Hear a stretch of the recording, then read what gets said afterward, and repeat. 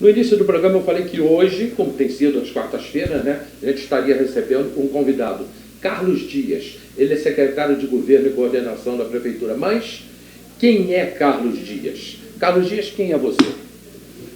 Bom, em primeiro lugar, eu agradeço a oportunidade de estar aqui no teu programa, queria saudar os telespectadores. Sou uma pessoa comum, pessoa que tem um ideal na vida, né, que deseja crescer, constituir minha família, né, tenho 2 filhos. A minha história aqui na cidade começa muito com a presença da minha filha na Faculdade de Medicina, que se formou há 4 anos.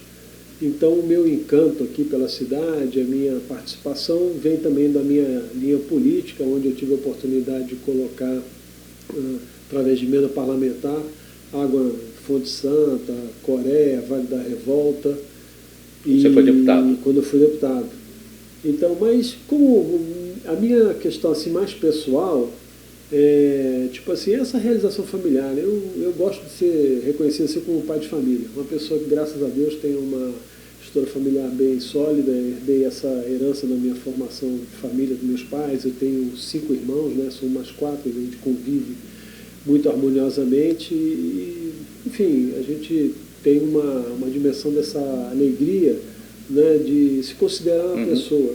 Agora, essa questão de ordem material, formação intelectual, embora seja muito importante, né, uma pessoa se dedicar ao estudo, se dedicar ao aprendizado, né, que a vida é um longo aprendizado, também não só do ponto de vista acadêmico, mas também das experiências, né, que a gente tem na vida, que nada supera o tempo. Então, enfim, sou uma pessoa normal, comum. Quer dizer, você veio para Teresópolis, que a sua filha veio para a faculdade. Isso. Aí você conheceu a cidade. Na verdade é o seguinte, a gente já conhecia a cidade. A gente passa férias, eventualmente fim de semana, uma cidade extremamente, né, interessante do ponto de vista turístico e tudo.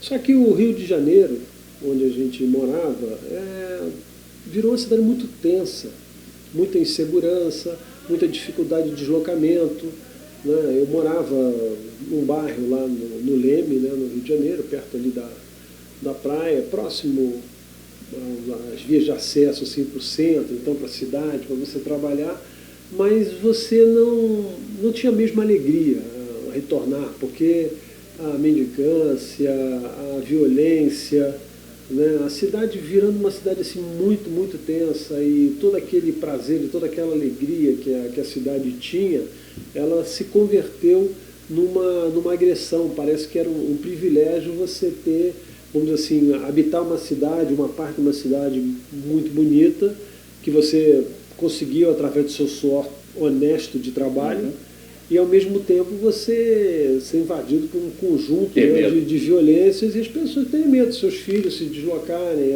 a sua esposa, enfim, você próprio, quer dizer, ninguém é super-homem, quer dizer, ninguém é a prova de bala. Então a gente já tinha uma situação madura, né, de vida. Eu tenho 56 anos agora, né, na época eu tinha 52.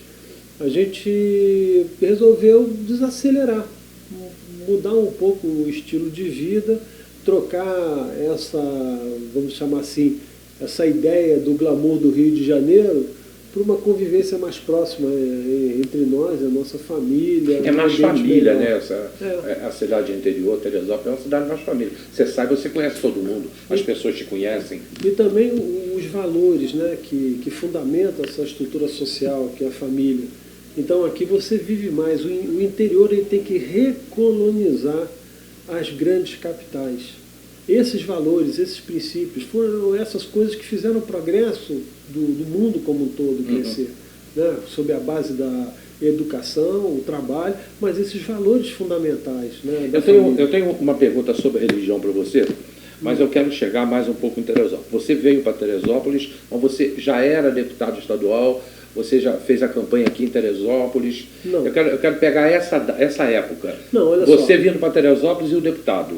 Não, eu fui deputado em 98, que eu ganhei a eleição, e fechou em 2003 o mandato, em janeiro, final de janeiro. Esse foi o meu período de mandato parlamentar como deputado estadual. Eu não tinha nenhum vínculo com a cidade, a não ser, como já te disse, de conhecer... Passar por aqui. Como conheço, eu não diria todas as cidades do estado, mas eu diria que eu conheço 95% do estado do Rio de Janeiro. Então, já passei por vários locais e tudo.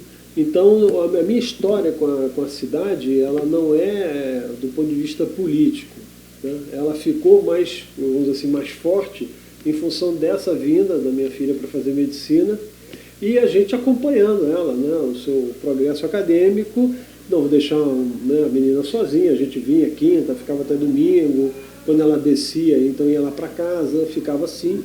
Tinha um apartamento ali no alto, onde ela morava e a gente, nesses períodos que a gente tinha disposição para vir, vinha e ficava com ela e tal. Então a gente acompanhava diretamente isso. Então foi conhecendo a cidade. Eu tenho conhecimento que você é católico, sim, atuante. Uhum. Como é que é esse seu envolvimento com a igreja? Isso desde pequeno. Isso é minha formação. Meus pais sempre foram muito ligados à igreja. Minha mãe professora de escola católica, meu pai foi coroinha lá em Copacabana, na paróquia de São Paulo Apóstolo, né, em Copacabana. Então a gente sempre teve uma vida de igreja, uma família católica, batizou os filhos, crismou os filhos, casou os filhos, entendeu? A formação também não só do ponto de vista catequético, mas também educacional, né, da vida religiosa, desses princípios e valores para a vida do dia a dia comum. Então, essa foi a minha formação. Você continua sempre frequentando a igreja? Missas, todo domingo, enfim, e atividades que, eventualmente, as pastorais têm. Eu tenho uma atividade muito forte na pastoral dos católicos da política, que eu sou membro fundador, fui o número 1 dessa pastoral, que foi fundada lá na Arquidiocese do Rio, na cidade do Rio, com Dom Eugênio Salles, então cardeal da época, falecido, uma figura exponencial da igreja, bastante conhecido. Eu vejo hoje as pessoas, o brasileiro, teresopolitano, apontando, acusando e mostrando pessoas e com muita raiva, com muito ódio. Isso no geral, no Brasil. Talvez até no mundo, né? Que hoje a gente tem guerras espalhadas aí em todo lugar. O Estado Islâmico, a Al-Qaeda, mas voltando aqui para o Brasil, para Teresópolis. O Carlos Dias, católico, como é que você vê esse momento de falta de amor dentro do coração das pessoas? Ou isso não existe? Não, ou você não vê assim? Não, a gente percebe o seguinte, as pessoas se desfiguraram, né, da sua condição natural.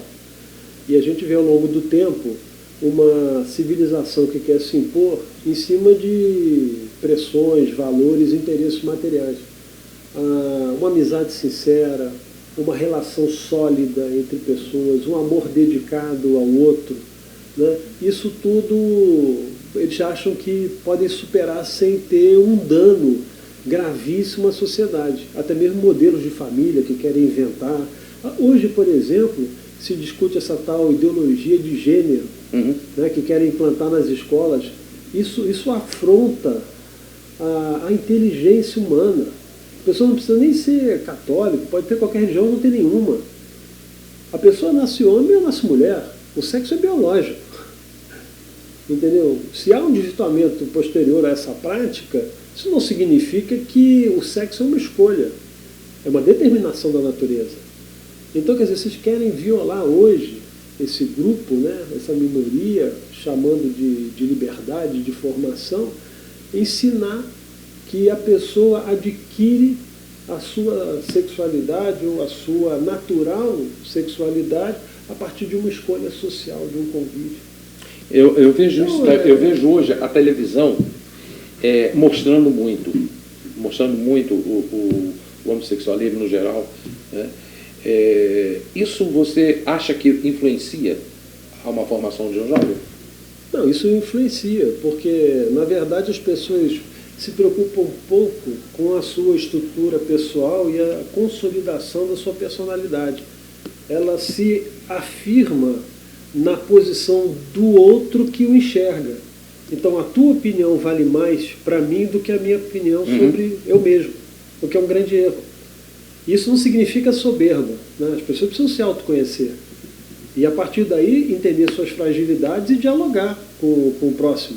Mas sempre nessa dimensão do amor. Mas a pessoa não tem conhecimento de sua própria natureza. Como é que ela vai dialogar com o outro se ela própria não se conhece, não tem a sua dimensão e o seu fundamento? Então é muito difícil esse diálogo. Então entra as perspectivas do momento, a valorização do instinto em todas as coisas, o excesso, né, de busca de prazer e, na verdade, o que cai, o que consolida, é uma estrutura material que possa confortar a pobreza desse coração e dessa alma, entendeu? Entendi. Então o sujeito vai na droga, pode comprar diversas mulheres ou comprar diversos homens, né? Isso não estou falando que o homem numa posição machista, estou dizendo, isso tanto ocorre com o homem quanto ocorre com a mulher.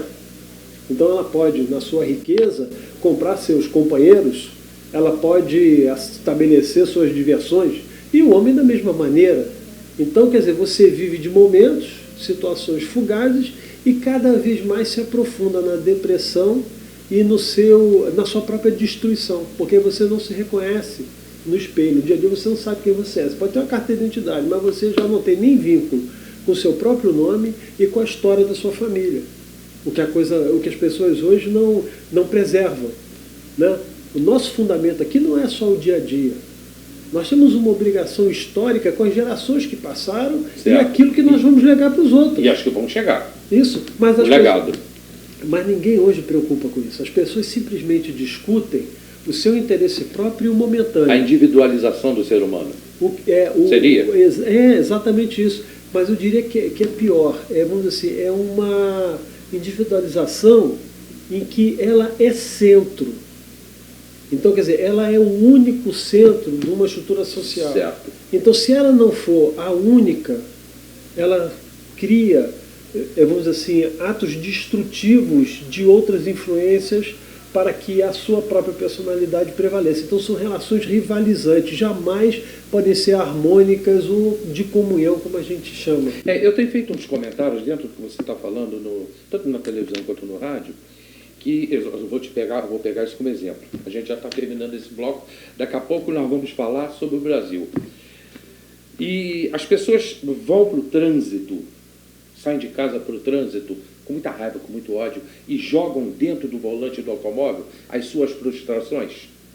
Seria isso? Isso é antigo, isso é tudo. Por exemplo, aí vai o raciocínio simples, né? Vamos acabar com os carros. Não, o sujeito pode atropelar de bicicleta, né? Pode atropelar de moto. É como a política, por exemplo, do desarmamento, em que você deixa fragilizada a pessoa que pode ter, e tendo habilidade para usar um armamento para se autodefender, o bandido está livre para fazer, porque o bandido, para ele não interessa a lei. Você pode dizer que tem 50 anos de cadeia, que vai cortar a mão, o que for. O bandido é bandido, não quer saber, ele está ali para transgredir a legislação. Então ele vai usar o armamento para te ofender, e você não tem. Então, o que eu queria comparar, que parece um pouco distante que você está me falando, mas é exatamente isso. É a pessoa que é o veículo da violência. Então, na verdade, nós precisamos qualificar melhor essa condição de pessoa, essa unidade natural, e restabelecer esses vínculos. A partir daí, sim, você constrói uma pessoa. A pessoa sabe claramente que andar num carro, ele tem que ter respeito ao pedestre. Ele tem que responder em relação às leis de trânsito, e não é só pelo código, né, positivo, mas também por aquilo que ele sabe que é correto, que independentemente de estar escrito ou não numa legislação. E as pessoas hoje não se posicionam assim. Humanização. Acho que é o que está faltando para a gente. Humanização divinizada. Porque uma humanização meramente, nessa perspectiva que a gente está colocando, você é um instrumento e parâmetro.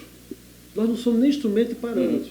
Nós somos, na verdade, criaturas. E se a gente, vamos dizer assim, se afasta, né, dessa condição de criatura e dessa bondade e misericórdia de Deus, a sociedade vive em conflito permanente e não adianta força para colocar regra que não tem. Não tem. E ele falou exatamente o que eu tenho falado. É Deus dentro do coração, falta de amor hoje na população, no ser humano. Eu vou para o comercial, daqui a pouco a gente volta, daqui a 3 minutos a gente volta conversando com Carlos Dias sobre o Brasil. Como está o Brasil de hoje na visão dele, Carlos Dias, homem público.